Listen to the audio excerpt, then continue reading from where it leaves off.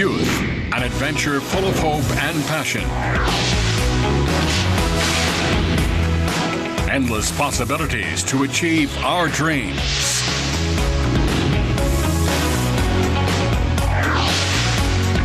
Where your dreams begin, Youth and Students for Peace. Join us on this adventure.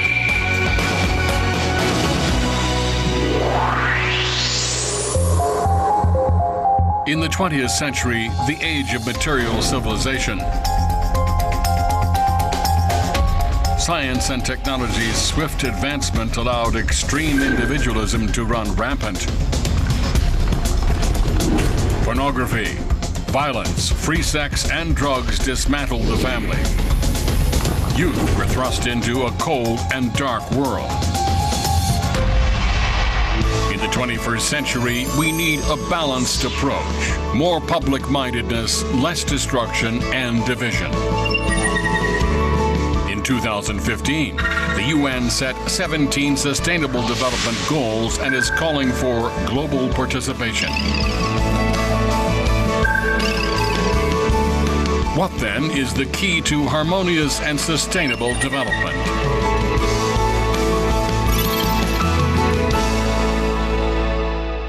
In 1976, Muhammad Yunus, a Nobel Peace Prize laureate from Bangladesh, developed the concept of microfinance.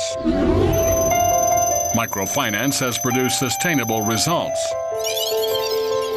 The concept has spread to 140 nations globally to alleviate poverty by providing loans to small social units and teaching collective responsibility. Well before this, Dr. Sun Myung Moon and Dr. Hak Ja Han Moon applied this concept in their quest for world peace. They advocated the smallest unit, the family, is where world peace and happiness begins. The family is where we first learn to live for the sake of others. We are calling this concept micro-peace. Peace begins in the family, specifically in the relationship of parents loving their children unconditionally and children developing the heart of filial love toward their parents. Brought into society, this principle of living for others creates good character in citizens, patriots in nations, and saints in the world. But it all begins in the family.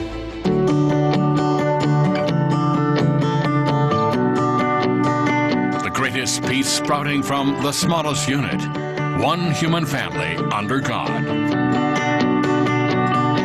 In 2005, Father and Mother Moon launched UPF with a world tour emphasizing a new vision of peace. Night after night, city after city, visiting one nation per day, they taught that the family is not only the school of love, it is also the cornerstone of world peace.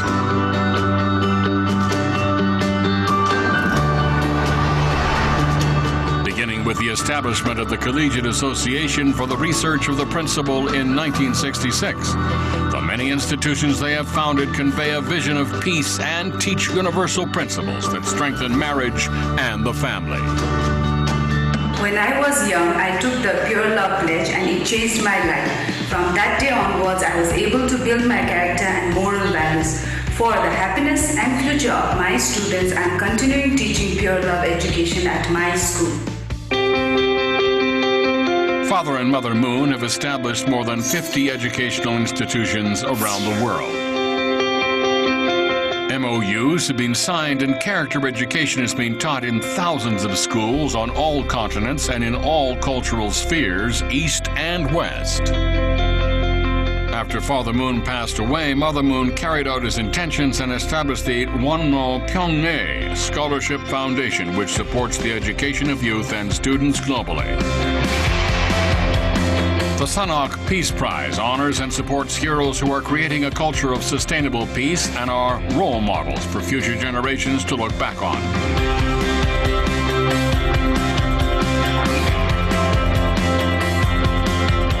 On February 23, 2017, Mother Moon, the first international chairwoman of the Women's Federation of World Peace, launched Youth and Students for Peace.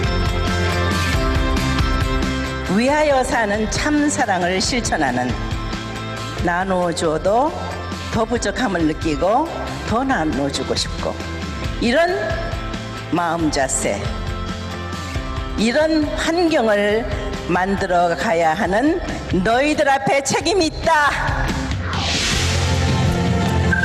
With the support of Women's Federation for World Peace and the Universal Peace Federation, YSP is a rapidly growing global network of game changers. เยาวชนและนักเรียนแห่งสันติภาพคือความหวังและอนาคตของโลกโดยผ่านความรักที่บริสุทธิ์และความกตัญญูจะเป็นจุดเริ่มต้นแห่งความสุขและสันติภาพโลก एउटा असल परिवार समाज समृद्ध राष्ट्र निर्माणको लागि युवा विद्यार्थी अवस्थाबाट नै सकारात्मक विचार उच्च भलाइ साँचो प्रेमको अभ्यास गर्न आवश्यक छ À travers la Fédération des jeunes et des étudiants pour la paix, je travaillerai afin d'accomplir de grands rêves. Youth and Students for Peace, YSP, builds on the past and opens doors of hope for the young generation through academics, service, sports, international exchanges, universal character education, environmental responsibility, among other things. In Asia, Africa, Korea, Japan, the US, Central and South America, Europe and Oceania, YSP is becoming a wave of goodness sweeping the world today. The idea of one family under God is taking root and growing in the hearts of people, young and old alike. Be a part of this global awakening. Let's create a new future working together. We can do it.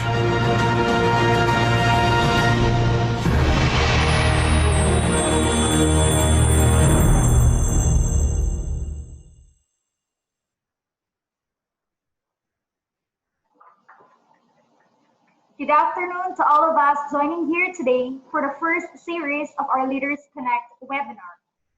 In behalf of Youth and Students for Peace Filipinas and Universal Peace Federation Philippines, I am so glad that you have joined us in this program with the theme, The Comprehensive Values Education Act, a Youth Perspective. My name is Nikki R. Jerusalem, and currently I am the Secretary General of Youth and Students for Peace Filipinas, and I will be your moderator for this afternoon's program. This afternoon, we are joined by various organizations and departments coming from different regions in the Philippines, Luzon, Visayas, and Mindanao, including participants coming from 8 nations. Also, we are live on our Facebook page and YouTube channel at Youth and Students for Peace Filipinas. Last December 14, 2019, we launched the Leaders Connect program here in the Philippines and invited various speakers from the government and other non-governmental organizations. At the time, our program was also graced by our international chairman, Dr. Robert S. Kittel, and international president, Mr. Fuji Matsuda. Leaders Connect is a one-day conference program that gathers leaders in youth and student sectors to address and discuss critical problems our young people have been facing today that leads to higher risk in terms of economic, health, cultural, peace, education, and safety aspects. For this reason, we recognize the power and the voice of the youth to be a forerunner in solving problems like teenage pregnancy, HIV and AIDS, creating peace dialogues, innovating projects, and building a network of leaders who advocates and supports the United Nations Sustainable Development Goals towards sustainable peace and sustainable societies. As questions are emerging on what the youth can do on the effects caused by the COVID-19 virus, last May 22, 2020, the International Association of Youth and Students for Peace Filipinas organized the International Youth Online Conference with the theme, The Role of Youth Moving Through and Beyond COVID-19 Crisis. It was an international event hosted by IAYSP Filipinas that is participated by 22 countries and various organizations and young people from all over the Philippines.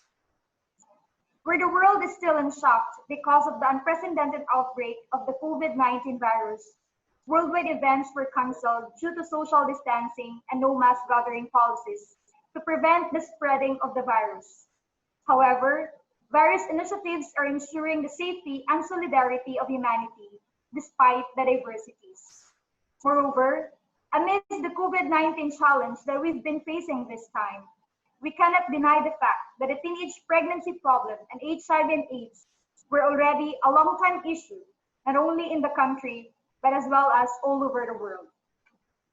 In this regard, we hosted this webinar with the theme, The Comprehensive Values Education Act, a Youth Perspective, to hear the voices from our young people and be enlightened how the Senate Bill 1224 will help us in our endeavor in moving forward towards sustainable peace and societies free from poverty and teenage pregnancy. In this moment, let us hear a welcome message from the President of Youth and Students for Peace Filipinas, Mr. Rene P. Lansang.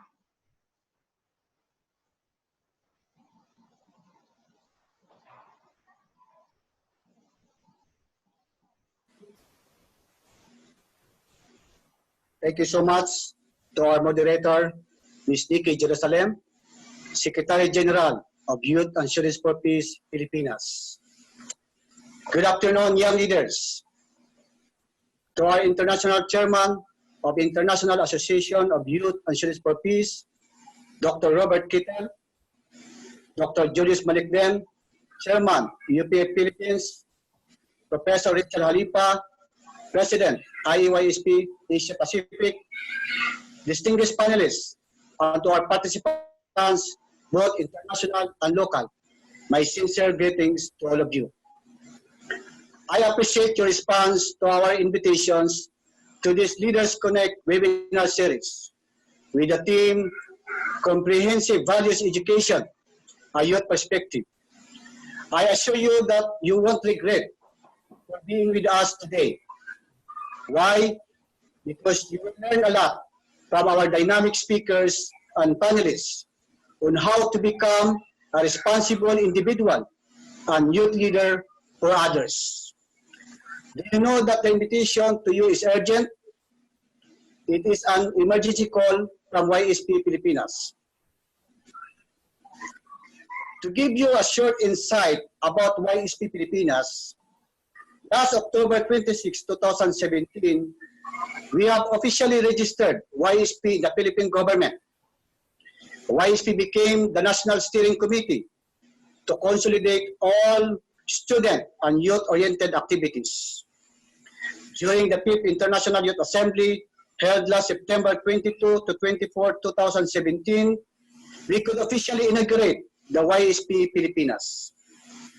In November 11, 2019, the Youth and Students for Peace Filipinas was already registered at the National Youth Commission of the Republic of the Philippines. Last December 14, 2019, YSP Filipinas launched Leaders Connect. Leaders Connect is a conference-type program of YSP Filipinas, an avenue for youth and student leaders to gather together and discuss relevant and prevalent national and world problems, highlighting the United Nations Sustainable Development Goals as part of the solutions. With speakers from different fields and with special participation of the Philippine government under National Youth Commission and Department of Interior and local government, this activity practices the so-called partnership for the goals.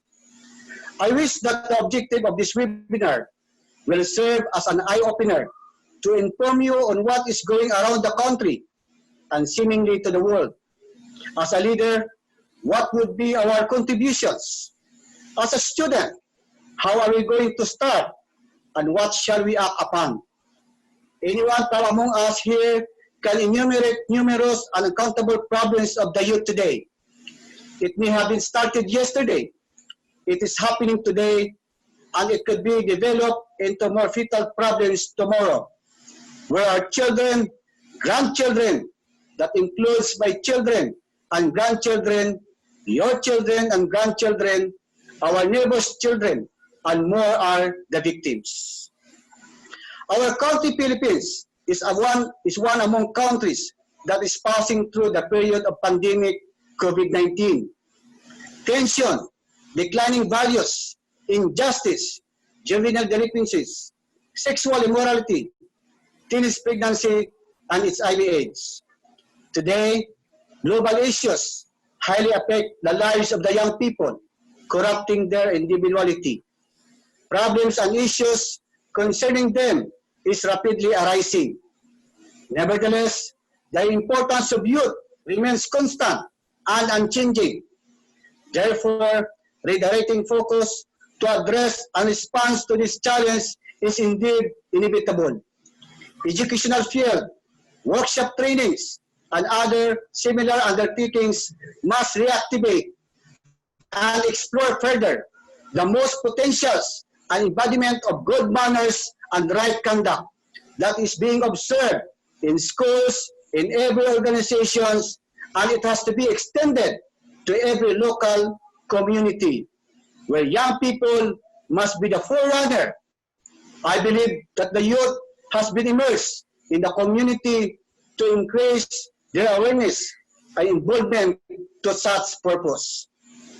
I am challenging all the participants to please listen attentively in our presentations and messages. Likewise, we encourage all students, student leaders, and young professionals to strongly support the YSP program and activities because your participations and involvement always matters. Thank you and welcome.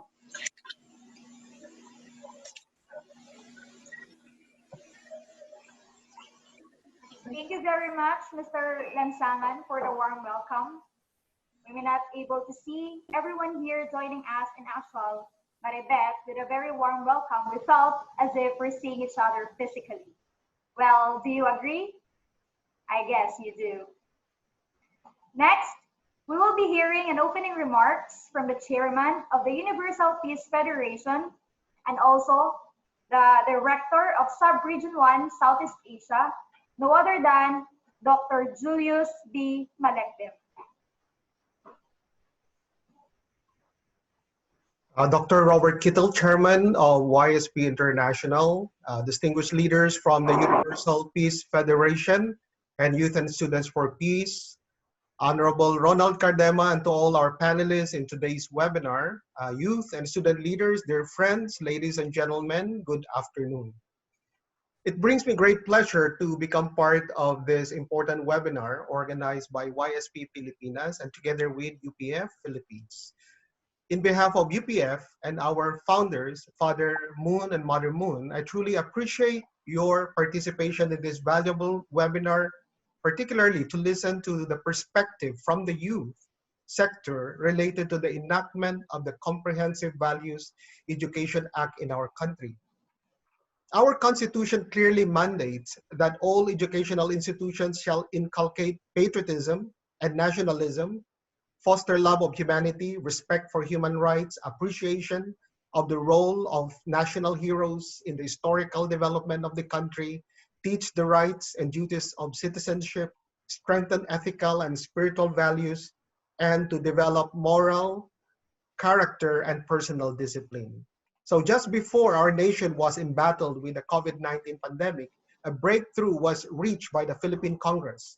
Last March 4, the Senate and the lower house ratified the bicameral conference committee report, which harmonized Senate Bill number 1224 and House Bill number 5829.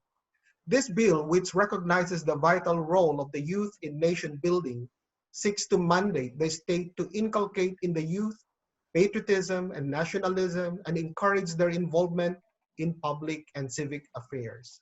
So I would like to laud the efforts of the proponents and supporters of this Comprehensive Values Education Act from the 18th Congress, both the Senate and the House of Representatives.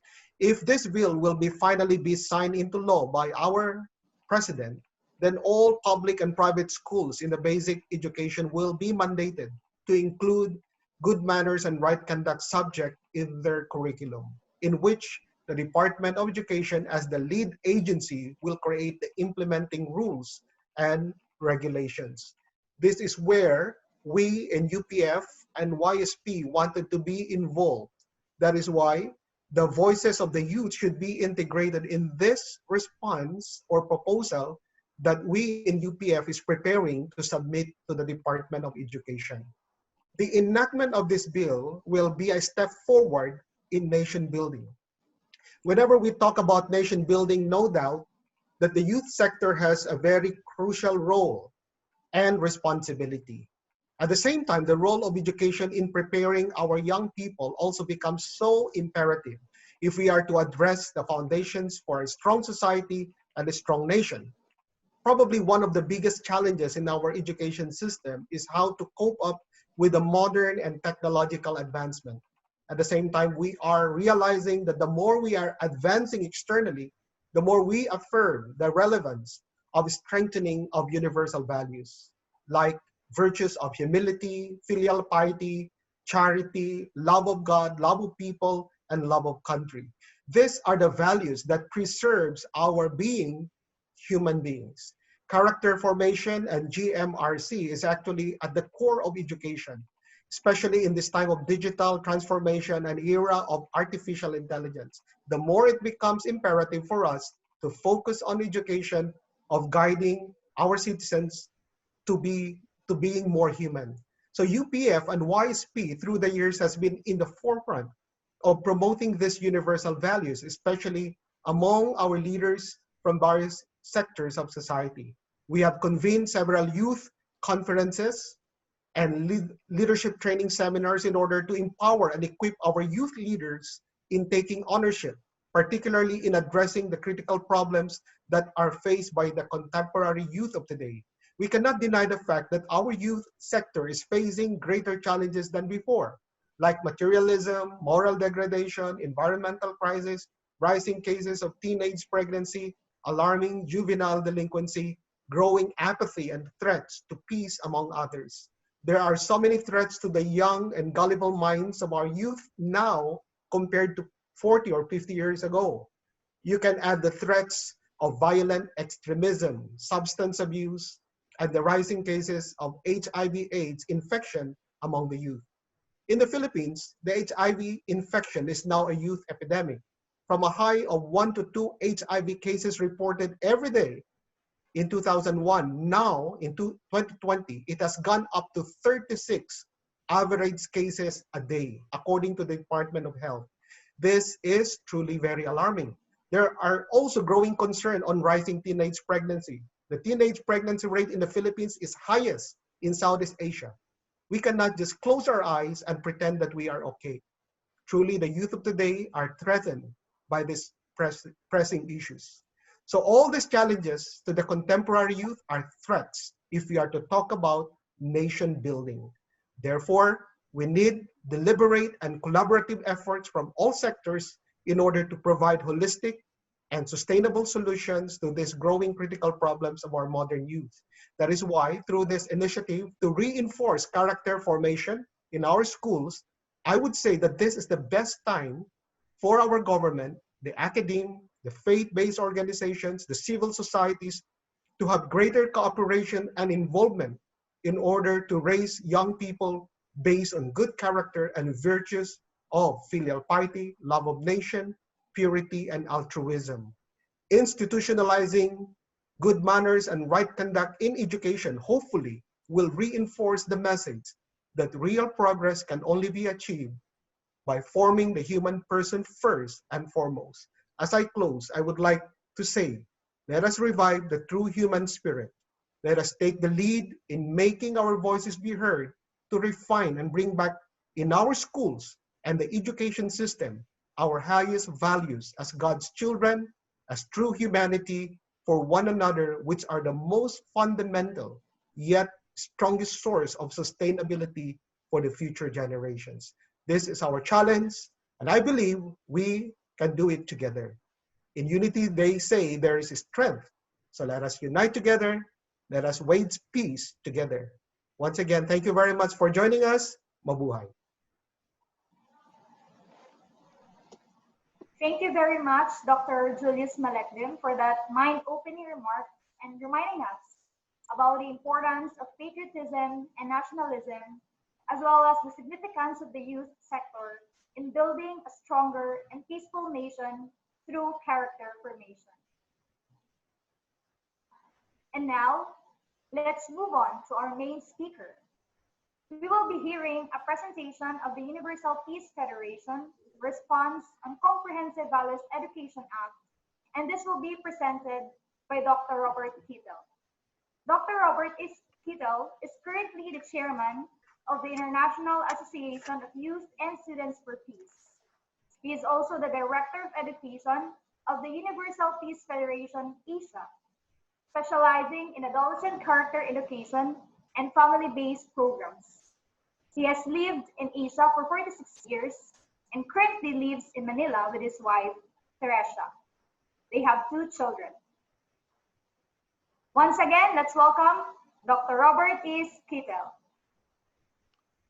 Thank you, Nikki, and thank you to fellow panelists, Dr. Julius Malikdam and Renee, and also to the worldwide audience and to those here in the Philippines. Salamat po, kumusta? Thank you. I want to share this slide presentation. It's more of a presentation on the importance of comprehensive values, but our alignment in doing this program is to support the United Nations Development Goals. And there are 3 specific goals that this program and the continued programs will support. Number 4, quality education. Goal number 16, peace, justice, and strong institutions. And number 17, partnerships for goals. We want quality education. We're willing to support that. We want to support strong institutions. We're hoping to support the Department of Education in the implementation of this act. And we're looking for partners. We're already partnering with educators, religious leaders. We understand the Catholic Church has also made a statement on this act itself. We have had 4 other programs. Before this, we've worked with legislators, educators, religious leaders, parents, and teachers. This is our program with the student population. A backward design framework for comprehensive values education. At the beginning of the Comprehensive Values Education Act, CVEA, Senate Bill 1224, which Julius mentioned, in section 2 entitled The Declaration of Principles, it describes what might be considered the mission statement for this act. Quote, the state recognizes the vital role of youth in nation building and promotes and protects their physical, moral, spiritual, intellectual, and social well-being. However, using a backward design framework, one may question if these 5 objectives are causes or consequences. Let's begin by examining what a backward design framework is.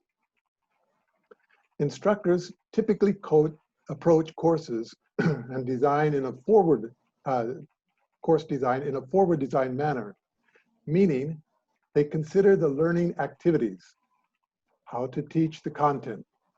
Then they develop assessments around those learning activities and then attempt to draw connections to the learning goals of the course. In contrast, the backward design approach has instructors consider the learning goals, the final outcome of the course, first. These learning goals embody the knowledge and skills instructors want their students to have learned when they leave the course. In short, the best designs derive backwards from the learnings sought. In Stephen Covey's book, 7 Habits of Highly Effective People, he calls this way of thinking, begin with the end in mind. Covey writes, quote, habit 2 is based on imagination, the ability to envision in your mind what you cannot at present see with your eyes. In curriculum planning, this is backward design and where educators must begin. From this perspective, Section 9 of the CVEA entitled Parent-Teachers Partnership and Collaboration in Values Education more clearly defines the long-term learning goals that values education is aiming for. The development of moral character in young people, says Bill 1224, is the natural and primary right and duty of parents. Values education needs to begin here. The final outcome of CVEA is to be good parents. Why? When students of today become adults, it is important that they are able to help develop moral character in their children. It will be their primary right and duty when they become parents. In fact, it's everyone's goal. The Universal Declaration of Human Rights affirms that the family is the natural and fundamental group unit of society. Yes, students need a good education in order to get a respectable job, make a decent and honorable living, provide for their family, and contribute to society. Unfortunately, these are often the only goals that govern the thinking of students and planning of educators. In addition to acquiring knowledge and skills throughout their school years, excuse me, during this same time, students need to transition into mature adults. They need to become people who are dependable, responsible, good, and self-governing. Put differently, they should become law-abiding, tax-paying adults who are, more importantly, good parents. Theodore Roosevelt, United States President from 1901 to 09, explained it precisely, saying, "To educate a man in mind and not in morals is to educate a menace to society." This means our students need two types of instruction. One, education to be smart, and two, education to be responsible adults and ultimately good parents. The first is unique, excuse me.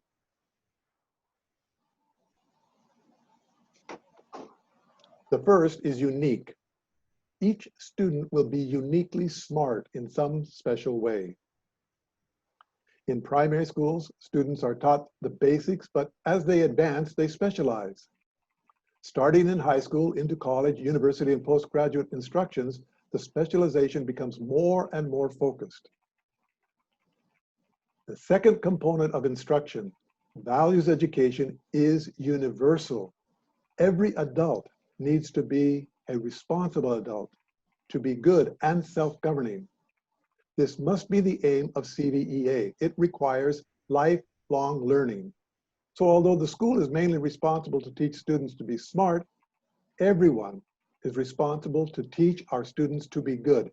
This is the task of students, parents, teachers, administrators, business CEOs, the media, politicians, entertainers, and religious leaders. Everyone needs to help weave these universal values into the character of our youth and the moral fabric of our culture and nation. Working backwards from this, our goal is to be a responsible parent. Then it is best to be a good husband or wife first. To be a good spouse, it is best to be a good brother or sister prior to that. Continuing our backward journey, to be a good sibling, it is best first to be a filial son or daughter. These four loves, the children's love, the siblings' love, the conjugal love, and the parental love, lay out the age-appropriate, lifelong, universal goals of values education. If the goal is to be a good parent, the first step is to teach filial piety in the home and the school. This is where CVEA must begin. And again, it's universal. Let's take some examples. In the Jewish faith, in Exodus and in Deuteronomy, the Jewish Bible, it says, honor your father and mother, one of Moses' commandments. And in Ephesians, in the New Testament, the Christian text, yes, again, it says the same thing, honor your father and mother. In Buddhism, in 5 ways a child should minister to his parents as the East, where the sunrise, where everything begins. In Hinduism, treat your mother as God, treat your father as God. In Islam, worship God alone, Allah, and do good unto his parents and near of kin.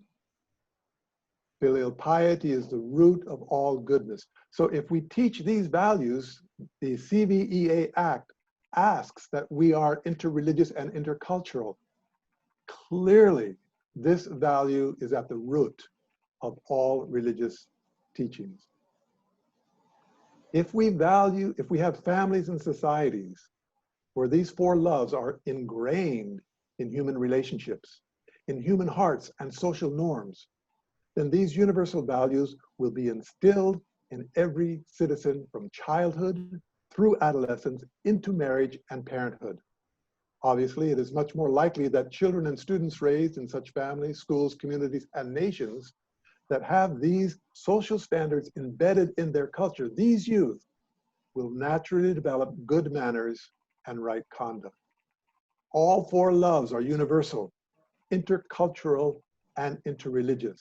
They define proper modes of behavior, develop personal discipline, promote nationalism and patriotism, enhance obedience to laws, cultivate good citizenship, and protect the social well-being of students and society. All of these educational objectives listed above are identified in Senate Bill 1224. For this reason and others, teaching children to be filial toward their parents must be the starting point of teaching comprehensive moral values as a core subject in grades K to 12. Breaking this down and working forward, the four loves learned in the family provide learning objectives, again, age appropriate. In primary school, we need to teach filial piety and the proper respect of brothers and sisters. In secondary school, we need to teach social responsibility and the best way to prepare for a successful marriage. In college and beyond, we need to teach the value of being a faithful spouse and dedicated sacrificial parent. This is the basic structure of a comprehensive values education curricula envisioned by the Universal Peace Federation, the Professors World Peace Academy, and the International Association of Youth and Students for Peace. It is also in alignment with the Comprehensive Values Education Act of the Government of the Republic of the Philippines. Thank you. Mabuhay.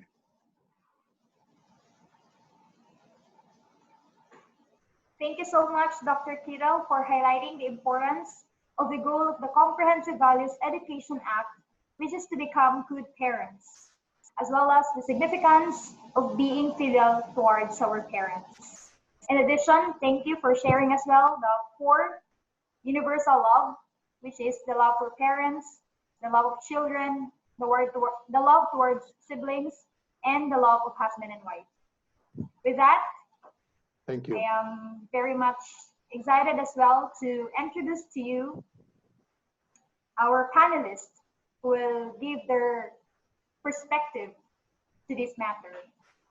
And for our first panel, I would like to introduce to you Honorable Ronald Cardema. He is an associate member of Philippine Military Academy, Baghawi Class 2008, and is a member of the AFP Reserve Force. And from 2010 to 2016, he served as Political Affairs Officer in the House of Representatives. And in 2017, he was appointed Commissioner and Assistant Secretary of the National Youth Commission. And in 2018, he was appointed by President Rodrigo Duterte as Undersecretary and NYC Chairman. Let us all welcome our panelist, Honorable Ronald Cardema. Good day. Can you hear me? Yes. This is my first time to use Zoom, and I thank YSP for giving me this opportunity. You know, as a chairman of the National Youth Commission of the Philippines before, I attended so many youth activities daily in different provinces of our country, of my country, the Philippines, and I also attended different international youth events. I was also elected as Vice Chairman of the Asian Youth Council, the Association of Youth Ministers in IFA. And you know, in my daily activities, in my daily speeches, attending youth organizations, I took notice of one youth organization that is very different, that is very helpful. This is YSP, Youth and Students for Peace. And the first time I attended it was in Pangasinan, and I was amazed because every day I attend youth activities, but when I attended your activity in Pangasinan, I think in 2017, I was amazed because you are trying to educate our youth not only towards being skillful, being smart. You're also educating our youth to be disciplined, to be patriotic, to love the family, to love your countrymen and your fellow human beings, and to love, uh, to spread love in communities. That is a very unique organization. That is what is needed in our country and in the youth communities worldwide. Because, in the Philippines, our national hero before, our national hero, Dr. Jose Rizal, he said 130 years ago that the youth is the hope of the motherland. But I think that is not accurate because if a country produces so many youth without discipline and without values, it will be chaotic. And some of those youth will be problematic for their families, for their nation. I think the right term there is the youth who has values and discipline. It's the hope of the motherland, the hope of their family, the hope of their nation. If the youth can inculcate into himself the proper values, the proper love of country, then he will surely be the hope of his family and of his motherland. And when I saw the presentation of Dr. Kittel, I can see that there's much uh, there's a duty for every parent to to educate their children. Because if you will just rely on schools, maybe when your child goes to school, he gets the curriculum, the lessons daily from the teachers, and sometimes he goes with his peers, and your child is left with the values taught by the teacher for a very brief time and by his peers, by his fellow youth. So there's really a need to educate also the parents.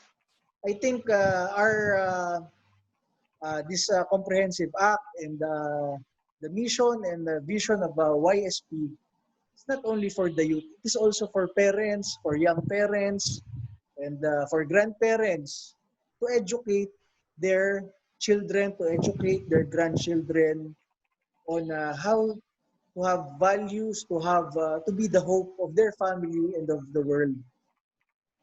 And I've seen this Senate Bill 1224. It's very, it's very good, and but it needs cooperation from the schools, from the teachers, from the parents, from civil organizations, and hopefully we create more chapters of youth and students for peace in every municipality, in every city, in every province of the Philippines, and in every country, so that you can also guide our youth, our young citizens, to be disciplined, to have values. So I've written some comments on this. I would like to cite the Philippines. The Philippines, we have tens of millions of Filipino youth. And I think there were lapses in the previous years on values education in our educational institutions. Because there was I think a population boom in the country, and there was no focus on GMRC, good manners and right conduct. There was no focus on nation building subjects, on subjects about patriotism, and nationalism. That's why when I attended the YSP event in Pangasinan in 2017, there was a spark in my mind that this youth organization is the whole package.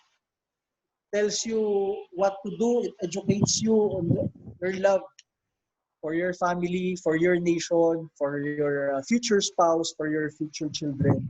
This is what is needed in every family and in every country.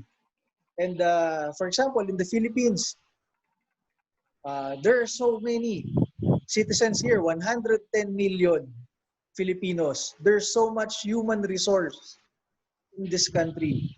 But why is it every time there's a calamity, there are more than 25 typhoons a year in the Philippines?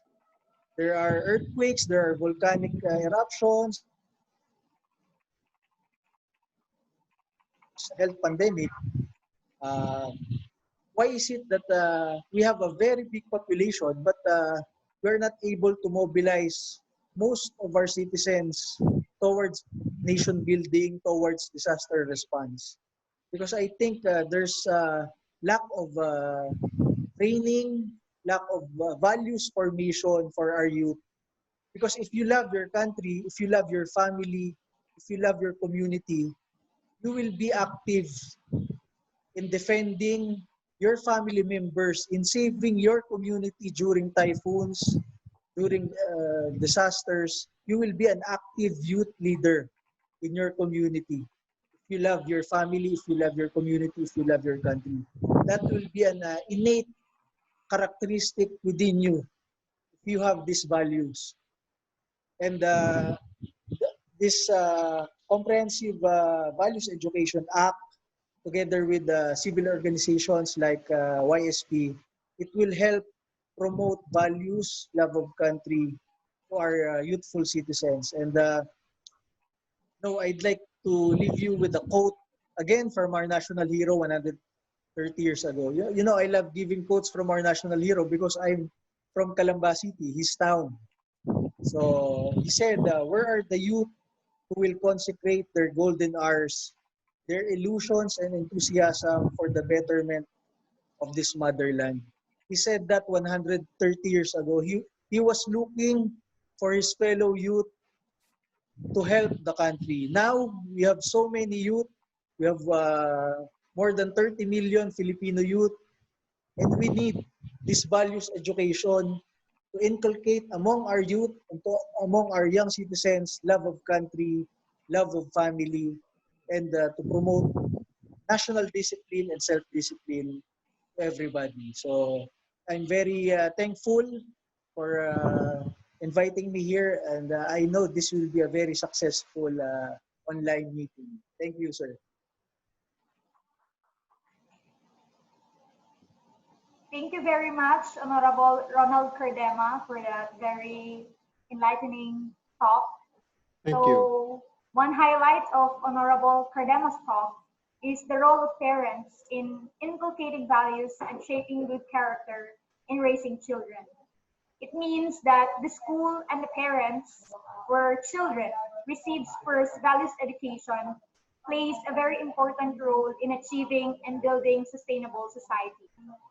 As Honorable Cardema quote, the youth who has values and discipline is the hope of motherland. Once again, thank you so much, Honorable Ronald Cardema. Moving on to our second panelist. So he is a medical student at St. Luke's Medical Center. He is the former president and founding member of WCARP UPLB chapter, and he is also a member of the UPLB Microbiological Society. In addition, he is a Collegiate Ambassador for Peace, awardee by World Carp Philippines. Once again, our second panelist, please welcome Mr. Ray Hikaru Estose. All right, so thank you so much, Ate Nikki, for that introduction. So good afternoon to all of our esteemed guests, speakers, panelists, and viewers for today. I'd like to begin by honoring the founder of the International Association of Youth and Students for Peace, Dr. Hak Ja Han Moon, who may not be with us today, but whose principles and ideas we gladly bring into this dialogue. So I'd like to share that the World Health Organization defines health as the state of complete physical, mental, and social well-being, and not merely the absence of disease or infirmity. So this definition is based on the belief or the idea that health should always be holistic. So as is for our education. So we do not go to school only to learn maths and science, but of course we also go to school to learn how to be a decent, loving human being. For what is an education of the mind without an education of the heart, right? So as a young person and student myself, I always believe in the power we all hold, the influence we have in society at large. So as young people, we should not simply be reactive to our environment, but proactive in our actions and advocacies. So today, I'd like to share with our listeners three things that we can do as young people in the context of Senate Bill 1224, the Comprehensive Values Education Act. So first, I'd like to encourage everyone to lobby for this bill.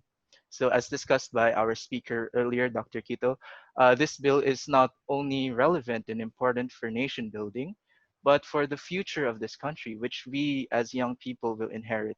So our congressmen, senators, our representatives, they are our voices in policy making.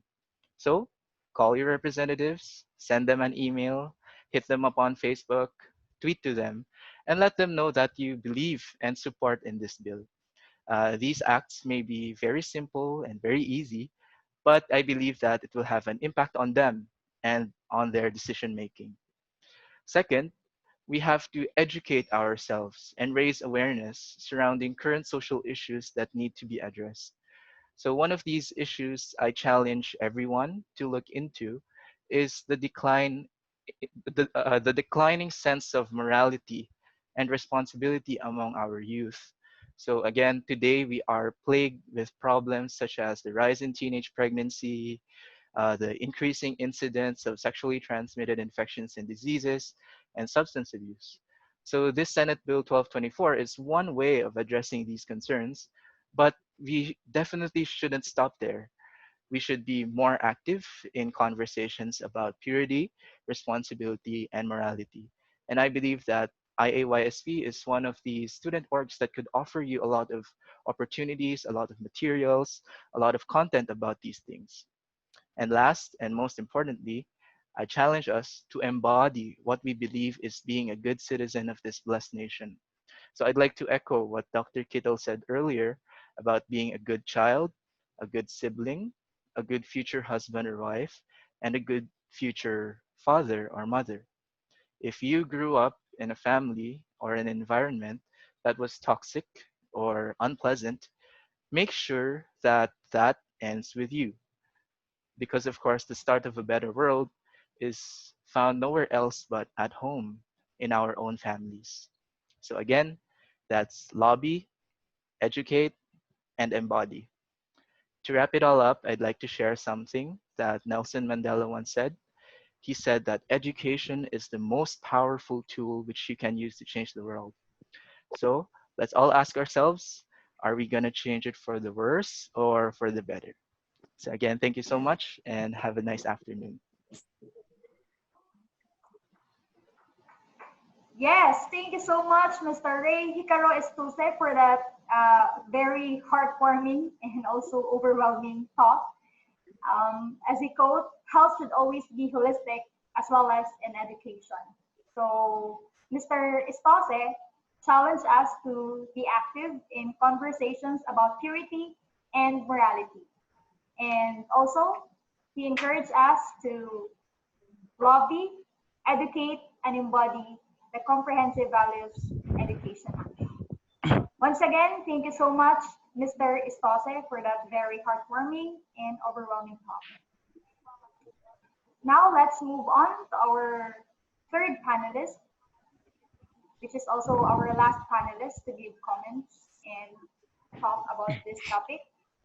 He is currently working as teacher 2 at Bawa National High School. He is the founder of Kilos Kabataan Movement and Cagayan Youth Brigade and Youth for Peace Movement. He is also a Youth Ambassador for Peace awardee of the Universal Peace Federation. Let's welcome no other than Mr. Mark Anthony M. Artis.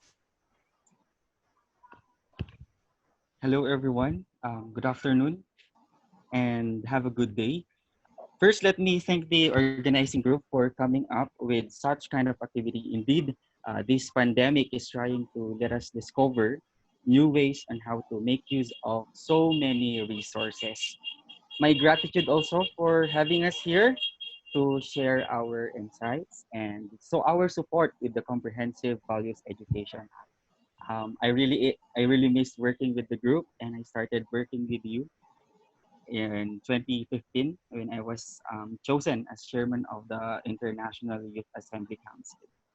I have 3 points to share to you this afternoon, and these are my perspective as a member of a family, member of the academic community, a community mover, and a youth leader, and of course, as a teacher. Said 3 points are the following. First, the importance of family on developing one's value, which should focus on love, respect, humility, righteousness, among others. It's been said that values should start at home. I too would like to agree on this because a family, as the smallest unit of an organization in the community, hold the most crucial part on student development together with the community. I am pro for family in developing one's value. However, we keep on telling our students or our learners, the young people, that this generation is something different and there are rampant negative changes observed. However, values formation is not one-man job. It's very important to know that if we believe our young people or the youth are changing, let us not only put the blame to the young people themselves, and there should be no blaming at all. It is our responsibility, especially our parents. This is a task for parents. Responsible parenthood should be focused on this lens and this idea, on this problem. Young people might be changing, but please understand and remember that maybe the parenting style is changing too. Second is that the role of school on values development. How can we improve the current values formation programs and integration in their curriculum? For teachers, regardless of our subject matter, it's very important that values should be integrated as support to ESP for us in the Philippines, or the Edukasyon sa Pagpapakatao, and GMRC in education. This is despite our department, the Department of Education's big effort to develop the four core values, which are makadiyos, makatao, makakalikasan, and makabansa.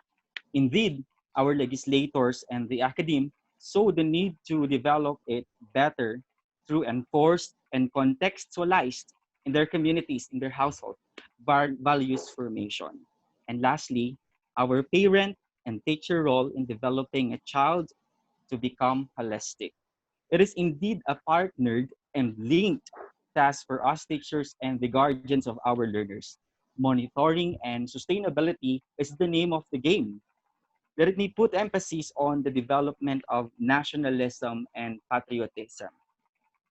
Values formation plays a great role in developing this. This is our role as teachers, but let us not leave it alone for the teachers. This is the role we have to partake, including our guardians, our parents, our churches, our officials, our organization. Let us teach them to love their country in a deeper sense. Teach students and every citizen to abide by the law, respect the nation, and do something for your community. Give something to your community as a sign of your love and a privilege. Give something, do something great in the community. It might be small, but like what I keep on telling our student leaders, let us start small, but we have to think big for our communities. For us in the Philippines, Let us start small, but we have to think big for the Philippines. We've been teaching this since the early days of education, nationalism and patriotism. And through this law, we can unite every nation because of universal peace understanding, and that includes unification of religions, of beliefs, and ideas. I stand proud with my Armed Forces of the Philippines, YLS, or the Youth Leadership Summit family, my Youth for Peace movement, and the hashtag Kilos Kabataan movement for the value they gave me. Never did I felt tired for the Philippines. In our dialect, in Filipino, hindi ko kailanman naranasang mapagod para sa Pilipinas. Totoo, it's not important to share this on Facebook, but sometimes it's important to let them know so that they'll also be inspired. And this is the greatest value we could ever teach them, their love for their country and for their love for the community. This is a unifying spirit for everyone. The greatest value is peace inside, for a true peace outside. As a Filipino, I would like to say there is still a great hope for the youth. I am with you in this journey, and God bless everyone. God bless, and mabuhay.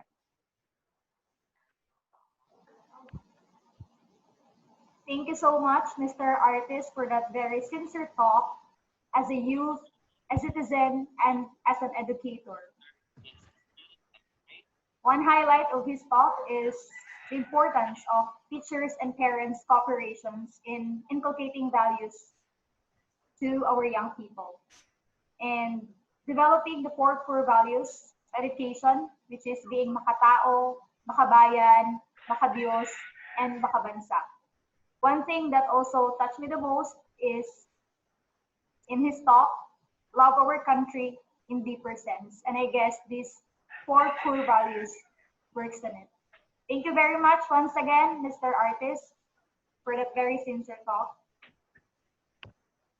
And yes, now let's move on to the most, I think, awaited part as well of this program, hearing the voices of our young people about this comprehensive values education, their response as well as their perspective. So I would like to introduce to you our facilitator for a question and answer. He is a graduate of BS in Accountancy at the Technological Institute of the Philippines, Manila, as well as served as GPIA chapter president. And from 2003 to 2007, he obtained his internship for peace leadership at CARP USA, based in Hayward, California, where he gained his field training in 35 states. And from 2011 to 2015, he worked as associate lecturer at the Education Department of the Universal Peace Federation, Nepal, under the leadership of Dr. Robert Tito. And from 2016 to 2018, he was a fellow lecturer at the Asia Pacific Tapdan Academy, based in Gapyeong, South Korea. He worked as program head at the Asia Pacific Summit Series 2018 in Nepal and 2019 in Cambodia and Palau, and World Summit in 2020 at Seoul, Korea. And lastly, in 2018, he was appointed as the International Association of Youth and Students for Peace Regional President for Asia Pacific. Let's welcome Professor Richel Halipa.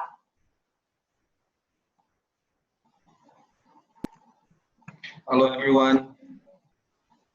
Good afternoon. Bonjour. Namaste. Sawadee-kap. Magandang hapon po. Assalamualaikum. Thank you so much for joining us today. We would like to first appreciate our presenter, Dr. Kital. Thank you, sir, for giving us your enlightening presentation, as well as remark from our Dr. Julius Malikdem, and of course, our YSP Pilipinas President, Mr. Rene Lansangan, as well as to our panelist, Honorable Ronald Cardema. Thank you, sir, for joining us. Also, Mr. Ray Icaro, Thank you for joining, and Mr. Mark Anthony, thank you, sir. So it's my pleasure to facilitate the list of questions to our speakers and panelists. The first question is, this is for all our panelists and speakers. First question goes like this: is education only the way to change the world,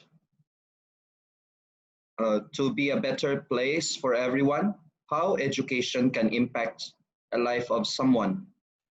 This question is from Chad, Miss Hiroa. Bienvenue. I think she speaks French. Bonjour. So I would like to repeat, is education only the way to change the world, to be a better place for everyone? How education can impact a life of a person?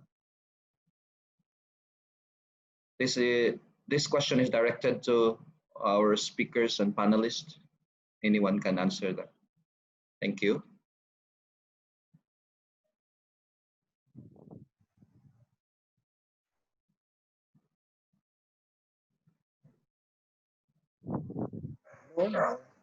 Yes, I think education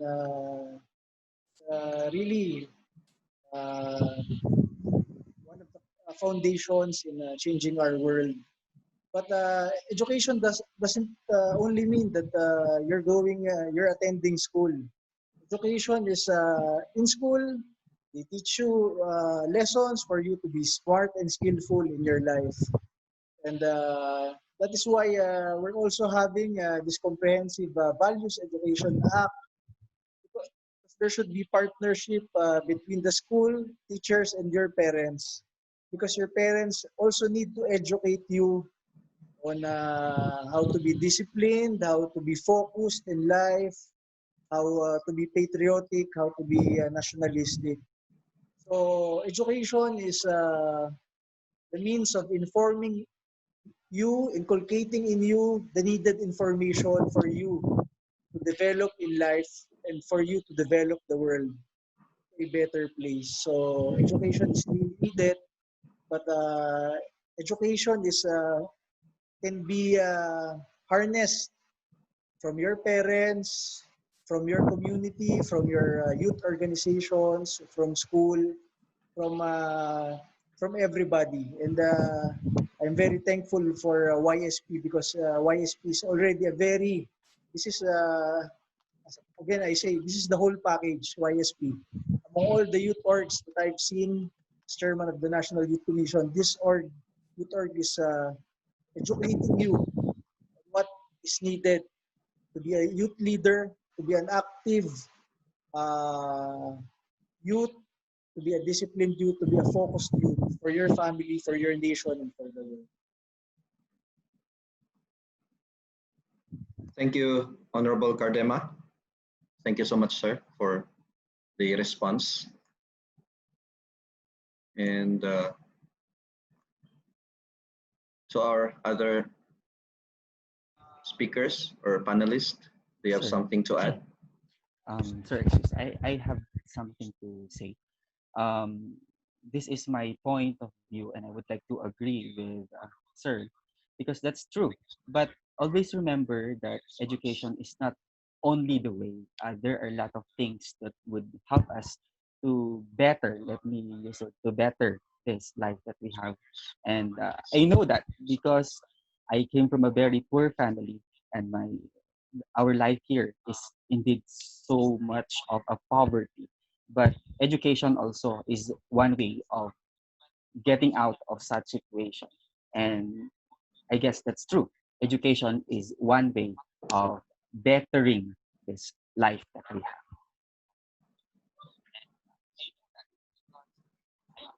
Thank you so much to our panelist, Mr. Mark Anthony Artis, for your wonderful Yes, sir. Sir, addition. can I also Yes. add on that?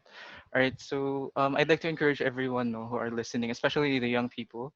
All of us, we all want to change the world, right? I think this is something This is like a characteristic that all Gen Z people share, that we want to change the world, we want to have an impact on the world.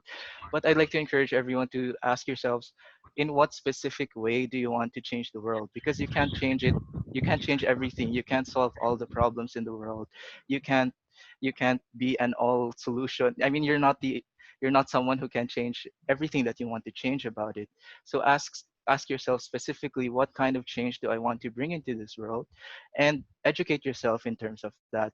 So, and also another thing that we should also think about is not not just about getting an education, but the more important thing, I think, is what do we make of our education? Because we all know that there are a lot of people who are very well educated, they went to the best institutions in the world, but somehow they weren't able to bring a positive change to the world, right?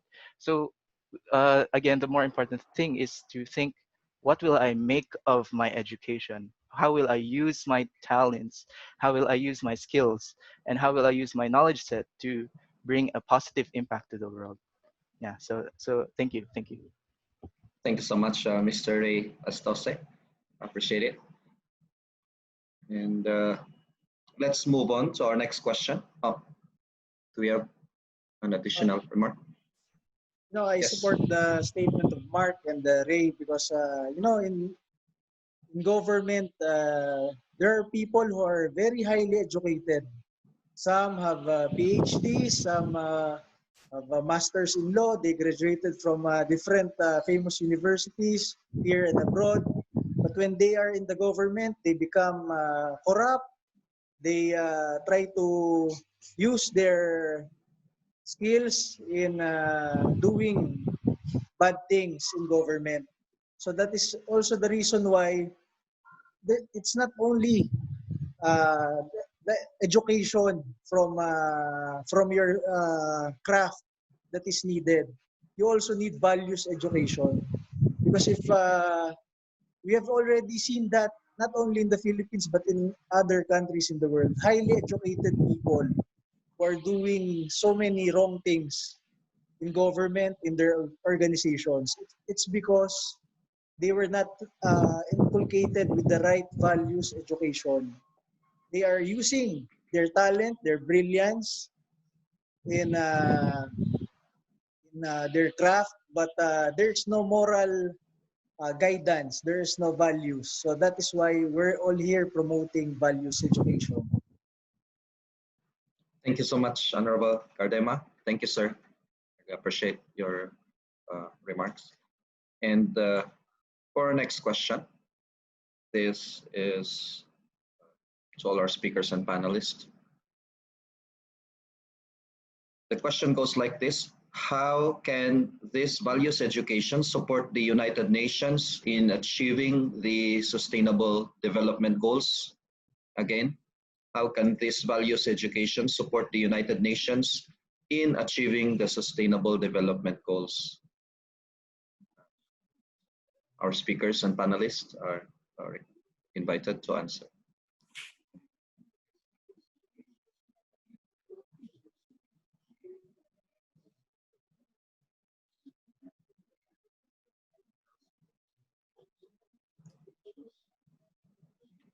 So the question, it's from one of our participants. I think it points out to the Sustainable Development Goals. Yes, sir, Honorable Cardema. No, we're trying to solve the problems of the world. We're trying to solve poverty, inequality, climate change, environmental degradation.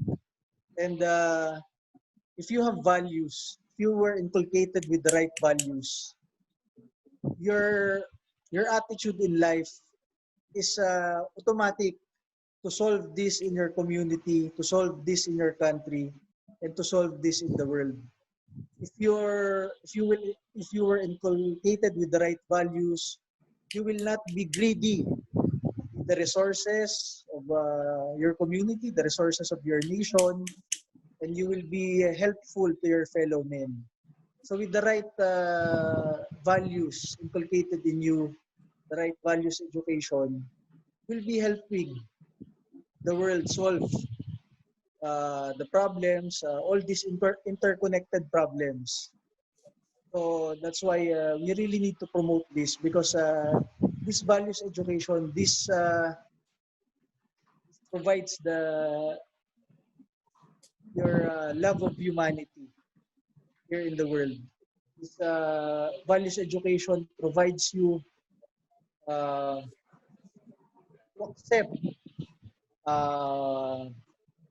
accept what is the right things to do in your life, in your community, and in the world. So I think this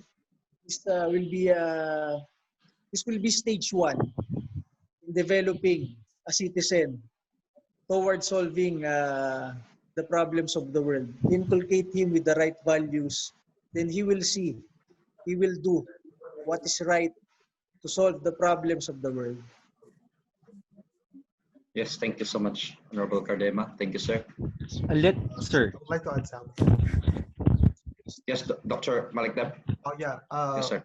Thank you very much, Honorable Cardema. So actually, in addressing supporting the SDGs, actually I would like to highlight SDG number 4, quality education. Whenever we talk of quality education, it's not only educating the mind. So there's a very popular saying, quotation from Theodore Roosevelt: if we educate in mind and not in morals, it's educating, raising menace to the society. So actually this, what the government, especially this time with this enactment of the Comprehensive Values Education Act, it's just a starting point.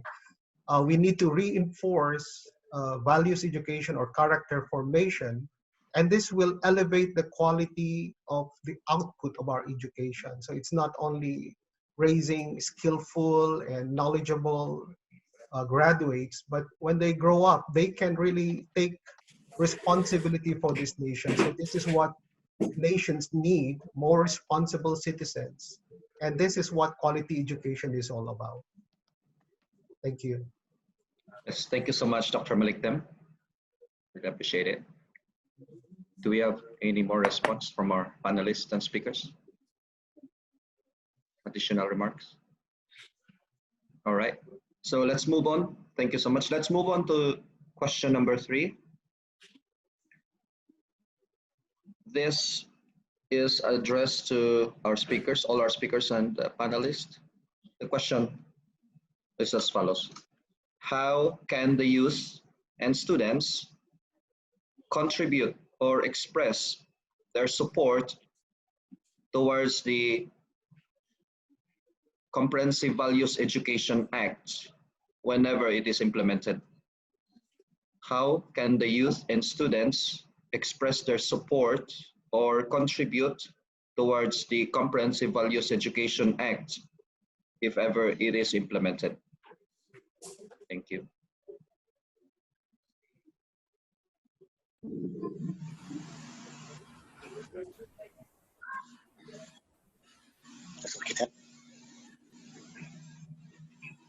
Yes, Mr. President Lansangan.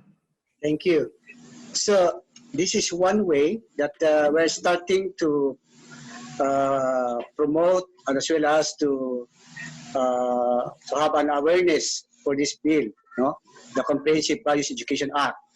Actually, the Youth and Students for Peace, we are doing our activities that always promote the United Nations SDG, meaning we need to have some educations for character development, transformation young people. We do have a leadership training and workshops.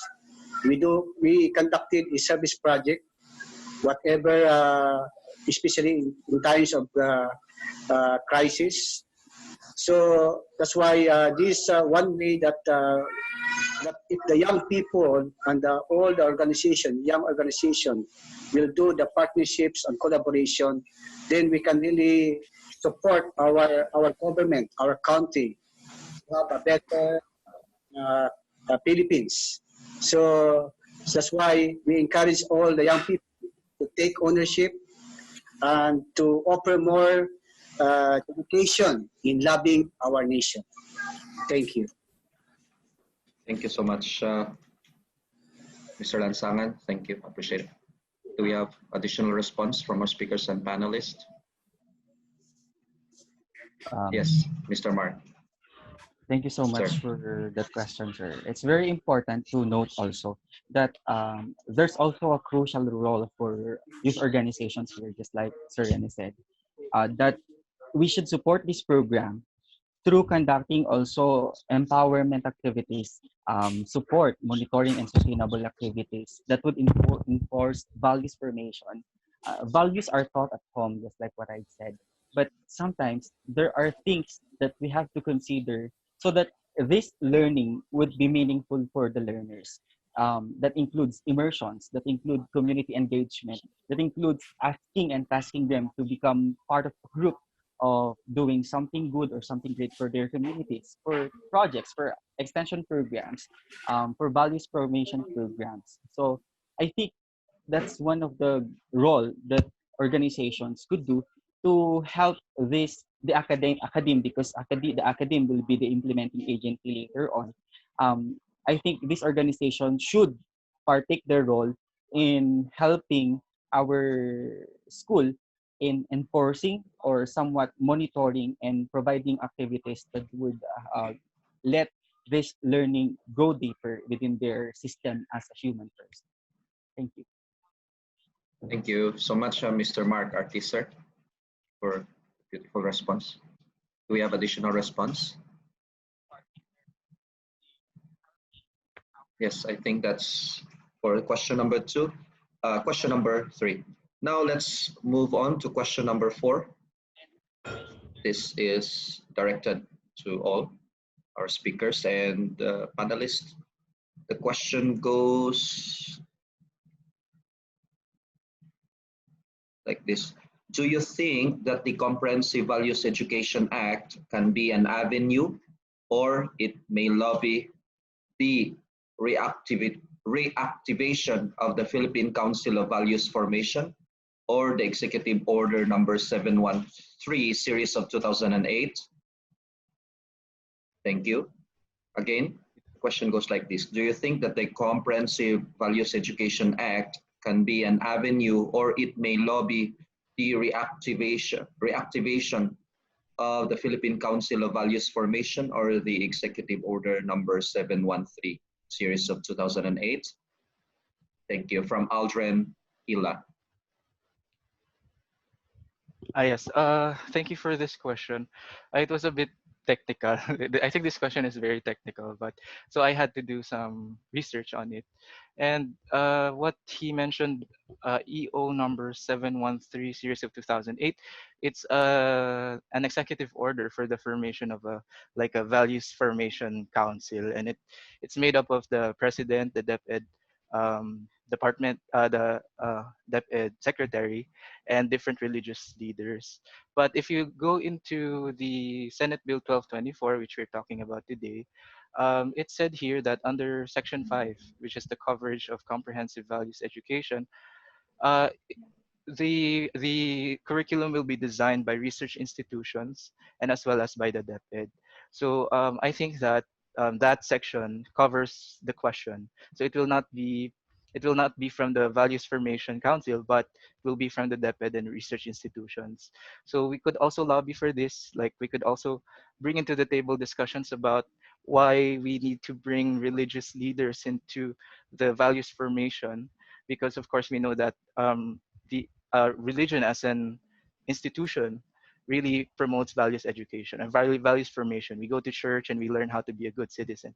So we could also talk about this more and maybe try to influence them to bring this into the Senate Bill 1224. So yeah, that's what I looked up on. Yeah. Thank you so much, Mr. Ray Estose. Really appreciate it. You're taking I would the time like to to research. highlight something related to that question.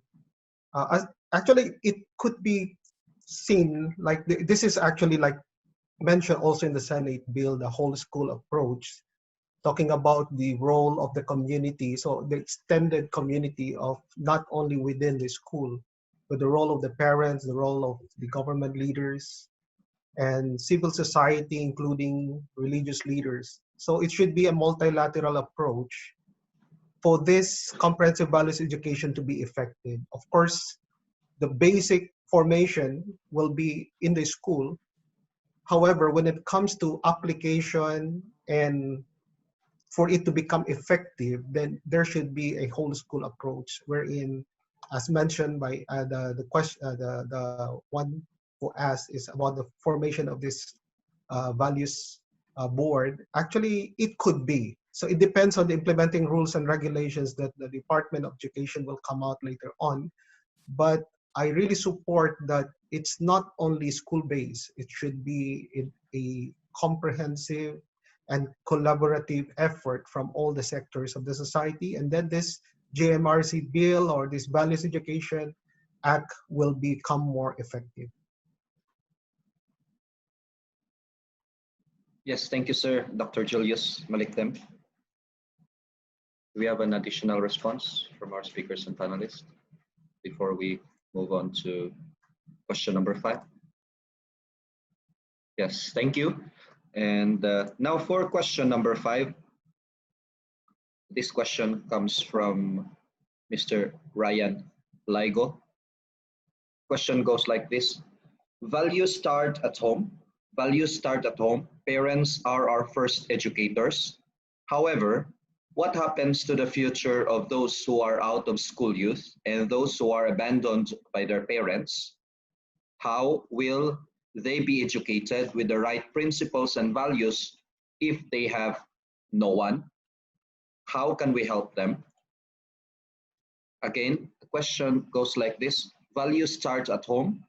Parents are our first educators. However, what happens to the future of those who are out of school youth and those who are abandoned by their parents? How will they be educated or raised up with the right principles and values if they have no one, no family around them? How can we help them? Sir. Yes, Mr. Mark Artis. Sir. Again, good day, and thank you for that nice question. It's really important, again, like what I said, that this role is not only for parents, like what you're asking, what if they don't have parents at all to guide them? So there's the community to help you out. There's the school to help you out, and there's also the churches and religions that would help you out. It's good to know that at times when we cannot see people helping us through with our emotional things, our values formations, our beliefs, there is someone that we can run to, and that is God, and that is our faithfulness to our God. So at times when we feel as if we are alone and there's no one else out there to guide us, there are people in your community to help you, to teach you, to mold you as a better person that you need to in the community, so that sooner or later you'll also become productive. And take a note that when we meet somebody who felt that way, remember to encourage them. Remember to give them great love, care, and encouragement, and plant in them the hope that despite of what is happening in them, despite that no one would be on their side to help them through with that, um, let it be motivation for them to succeed in life. Because sometimes, again, only values start at home, but a home doesn't mean your parents at all. Your community is your home. Your church is your home. Your school is your home. And where you can find peace, that is your home. Thank you. Yes, a beautiful answer. Thank you so much, Sir Mark Artis, really, for responding to our to the question of Mr. Ryan Ligo. A very relevant question nowadays. Yes, and that's it for our question and answer. I really want to thank one more time all our speakers and all our panelists for your beautiful response, enlightening response. Thank you so much. I would like to transfer the microphone to our Secretary General, Ms. Nikki Jerusalem. Thank you so much, everyone. Yes, once again, thank you very much, Professor Halipa, for that very engaging question and answer.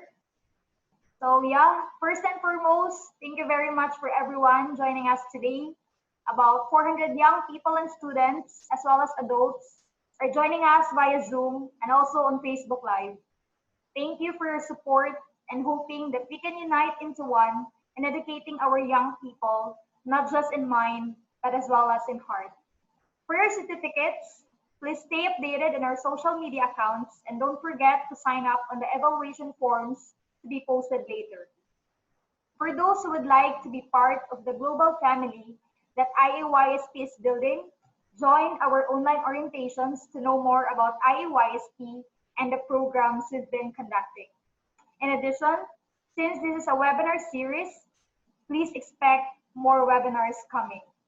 Lastly, we would like to thank our partners for this webinar. Without their support and cooperation, surely this wouldn't be a success. First, the World Collegiate Association for the Research of Principles Philippines, HJ Youth Leadership Training International, National Blessed Children, International Peace Leadership College, Sunwa International Academy, Tong Il Mudo Philippines, National Leadership Training Program, and also to YSP chapters in Bicol and in Mindanao. Above all, we would like to thank our co-sponsor and partner, the Universal Peace Federation Philippines. Thank you once again for joining us and have a good evening. Thank you. Yes, thank you so much. Thank you, Mark. Thank you so much. Thank you, Ray. Kardema. Thank you, Sir Kardema. Ronald. Thank you. Thank you po. So ulitin. Mark. Bye, sir. See you again. God bless. Thank you, Mr. Ray, Caro. Thank you po. Thank you.